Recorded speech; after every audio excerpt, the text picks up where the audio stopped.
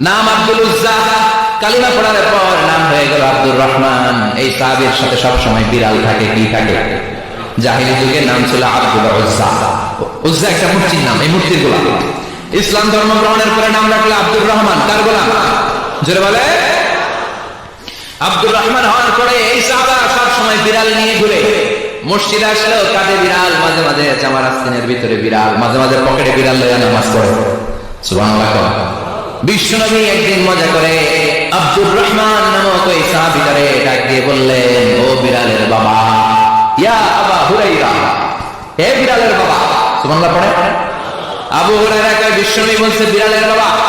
আমার নবী যদিও মজা করে ভালোবাসা থেকে আমার নাম দিয়েছে বিড়ালের বাবা, আজকে থেকে কেউ আমার আব্দুর রহমান ডাকবি না, মরার আগের দিন পর্যন্ত আমি থাকবো বিড়ালের বাবা। বিড়ালের বাবা, কিসের বাবা? সুবহানাল্লাহ, কি ভালোবাসা!